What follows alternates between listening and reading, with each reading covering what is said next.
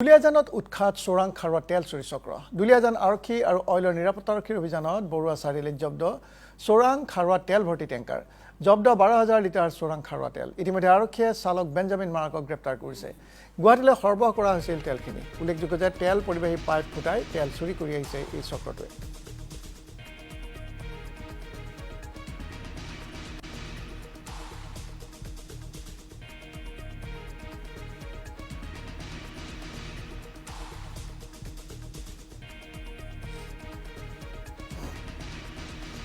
বৰুৱা চাৰিআলিত সংঘটিত হৈছে এই ঘটনা তেল ভৰ্তি টেংকাৰ জব্দ কৰা হৈছে দুলিয়াজান আৰক্ষী আৰু অইলৰ নিৰাপত্তাৰক্ষীৰ অভিযানত বৰুৱা চাৰিআলিত জব্দ চোৰাং খাৰুৱা তেল ভৰ্তি টেংকাৰখন জব্দ হৈছে 12,000 লিটাৰ চোৰাং খাৰুৱা তেল ইতিমধ্যে আৰক্ষীয়ে চালক বেঞ্জামিন মাৰাকক গ্ৰেপ্তাৰ কৰিছে গুৱাহাটীলৈ সৰবৰাহ কৰা হৈছিল এই তেলখিনি উল্লেখযোগ্য যে তেল পৰিবাহী পাইপ ফুটাই তেল চুৰি কৰি আহিছে এই চক্ৰটোৱে ডিব্ৰুগড় তিনিচুকীয়া ডিষ্ট্ৰিক্টত জেনেৰেলি ক্ৰুড অইল এটা বৃহৎ এটা নেটৱৰ্ক চক্ৰ চলি থাকে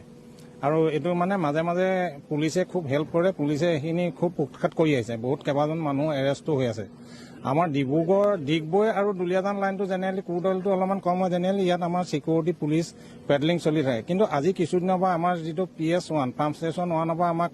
ইনফৰ্ম কৰিছিলে যে ডিগবৈ আৰু দুলিয়াজান লাইনটোৰ পৰা প্ৰেছাৰ ড্ৰপ হৈ থাকে মাজে মাজে গতিকে আমি সেইটো অপাৰেশ্যন চলাই থাকোঁ পেডলিং লগাওঁ বা ড্ৰোন দিও আমি চাৰ্ভিলেঞ্চ কৰি আছোঁ কিন্তু পোৱা নাছিলে কালি আমি এটা চিক্ৰেট ইনফৰ্মেশ্যন পাই পেলাই আমি এখন টেংকাৰ আমি জব্দ কৰিবলৈ সক্ষম হৈছিলোঁ বৰুৱা তিনিআলিৰ ওচৰত য'ত মানে ইলিগেল ক্ৰুড অইল ট্ৰেন্সপৰ্ট কৰিছিলে আৰু সেই ড্ৰাইভাৰজনৰ মানে ভাষ্যৰ ভিত্তিত আহি পেলাই আমি ক'ৰ পৰা ক্ৰুড অইল চুৰি কৰিছিলে সেই গোটেই বস্তুখিনি আমি উদ্ধাৰ কৰিবলৈ সক্ষম হওঁ টেংকাৰখন মই চলাইছিলোঁ যোৱাকালি গোৱালপাৰা আজিলৈকে মোৰ দুইটি গৈছিলে এইটো গুৱাহাটী আছিলে তেলটো কেনেকৈ উঠে মানে এইটো এনেকুৱা পাইপটো দুটাকৈ থাকিব দুটা আছে মইতো কালি গাড়ীৰ ওপৰতে থাকোঁ মই চেম্বাৰত ধৰি কেনে থাকোঁ বাকী তলত 3জন মানুহটো সিহঁতে কামটো চলায়